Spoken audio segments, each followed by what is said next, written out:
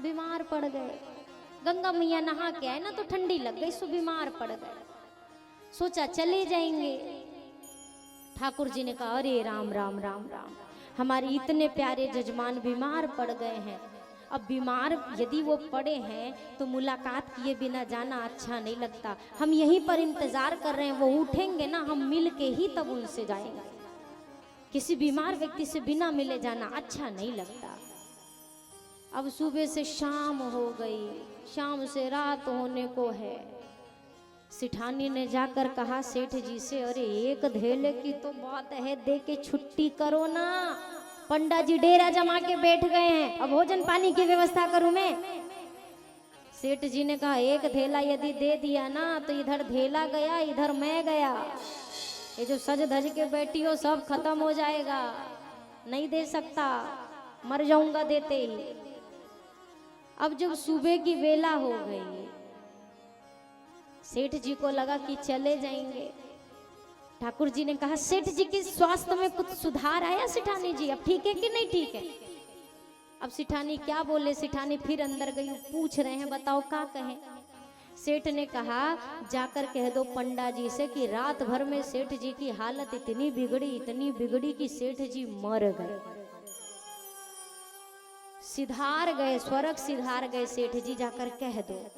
पत्नी कहती है राम राम कैसी बातें करते हो आप, मैं ऐसे कैसे कह सकती हूँ? अरे देवी यदि नहीं कहोगे तो सच्चू मैं मर जाऊंगा मैं, ये तो झूठ मूठ का कहना है, कह दो कि सेठ जी मर गए। अब सिठानी से जब जाने लगी सिठानी, सेठ ने कहा ऐसे जाओगी तो विश्वास करेगा क्या, थोड़ा रोते धोते जाओ। अब वो सिठानी रोते धोते बेचारी आंसू पोंछ दे, अरे पंडा जी अनर्थ हो गया, हमारा तो सब ही कुछ खत्म, कछु नहीं बचा। भगवान ने कहा हुआ? अरे सिठानी जी क्यों रो रही है, क्या हो गया? अरे हमारे ऊपर तो वज्र गिरा दिया विधाता ने। अरे पर हुआ क्या? अरे सेठ जी रात भर में इतनी तबीयत बिगड़ी, सेठ जी स्वर्ग सिधार गए।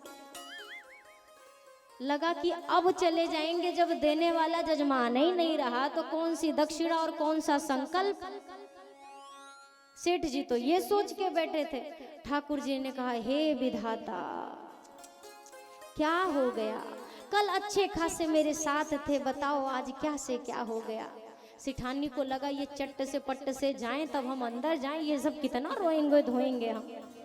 ठाकुर जी ने कहा मेरे इतने प्यारे जजमान बताओ स्वर्ग सिधार गए, अब मरे हुए आदमी को अंतिम समय में छोड़ नहीं सकता, मेरे प्यारे जजमान थे, अब अंतिम क्रिया तक तो मैं साथ में रहूंगा ही रहूंगा, उनकी अंतिम यात्रा करा के ही मैं यहाँ से जाऊंगा। अब सेठ जी से जाकर सिठानी ने कहा वो तो नहीं जाने वाले। सिठानी से सेठ जी ने कहा तुम अपना चालू रखो, वो भी चला जाएगा। अब ये रोती धोती रही और सेठ को थोड़ा सा योग आता था तो सांसें रोक के वो भी पड़ा। रोने धोने की आवाज सुन के पड़ोसी आ गए, क्या हो गया क्या हो गया। अब पंडा जी बगलई में बैठे तो कैसे कह दे कि कुछ नहीं हुआ। उनसे भी यही कहा अरे हमारे प्राणनाथ चले गए, प्राणनाथ के प्राण ही चले गए। अब वो रोना धोना मचाया, वो रोना धोना, अरे पड़ोसी समझा रहे हैं। अर्थी बनने लगी पर वाह रे सेठ उठा नहीं। अर्थी तैयार हो गई, अर्थी पे लिटा दिया गया, लेकिन सेठ ने आंख नहीं खोली, ना खोली आंखें। अब जब ये हुआ कि अब भैया ले चलो अर्थी, पड़ोसी लोग उठाने लगे। पत्नी ने कहा कि ये तो कहीं सच में ले जाके फूंक फांक ना दे जिंदगी आदमी को। अब सिठानी से नहीं रहा गया, सिठानी जोर से रोते रोते चिल्लाई गई ये मरे ना हैं, ये ना मरे हैं, जिंदा हैं। अगल बगल की महिलाओं ने कहा बेचारी को सदमा लग गया है, बहन हम जिंदा हैं, वो हमारे दिलों में जिंदा रहेंगे, धैर्य धारण करो। वो चीख चीख के कह रही अरे नहीं मरे भाई वो जिंदा है। सब ने कहा अब बेचारी बावरी हो गई है, अचानक पति का देहांत, सदमा लग गया है इसको, मरे हुए को जिंदा समझ रही।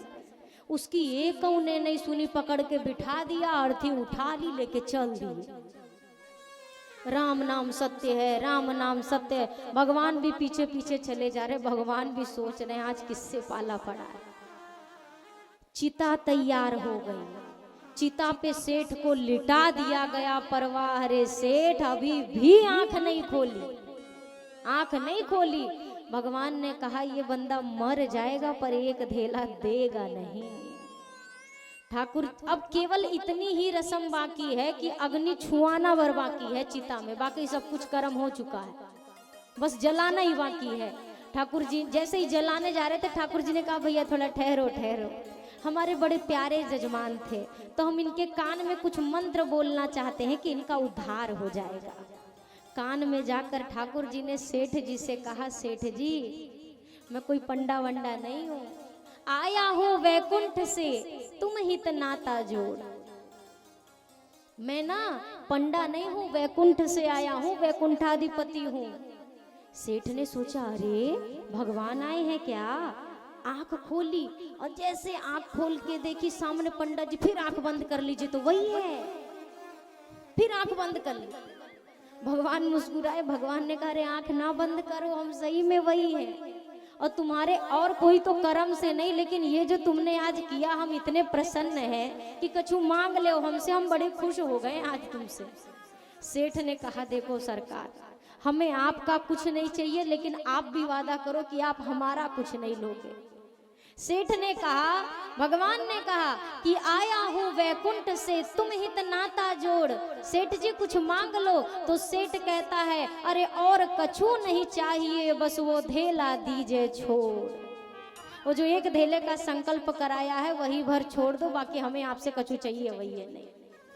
तो दुनिया में ऐसे भी भगत हैं भाई, ऐसे भी लोग हैं, कंजूसी कृपणता, दान की देखिए बड़ी महत्ता है। दान के विषय में कहते हैं दान दिया संग लगे। इसको ध्यान से सुनिए और अपने जीवन में गांठ बांध कर रख लीजिए। दान दिया संग लगे, खाया पिया अंग लगे, बाकी सब जंग लगे। दान दे लेंगे तो वो यहाँ भी काम आएगा और वहां भी काम आएगा।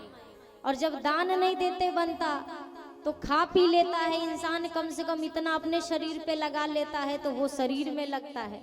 लेकिन कुछ का स्वभाव ये होता है ना खाएंगे ना खिलाएंगे, बस उसको तिजोरी में सजाएंगे, देख देख के रहेंगे हमारे पास बहुत लक्ष्मी मैया है, बहुत है बहुत है बहुत है, और देखते देखते चल देते हैं। संतों ने कहा भैया धन की सार्थकता उसी में है जो धन, जो मन, जो तन भगवान के चरणों में इतना भी लग जाए, उसके धन की सार्थकता है मेरे भाई। नामकरण हुआ भैया, भरत का नामकरण होता है। विश्व भरण पोषण कर जोई,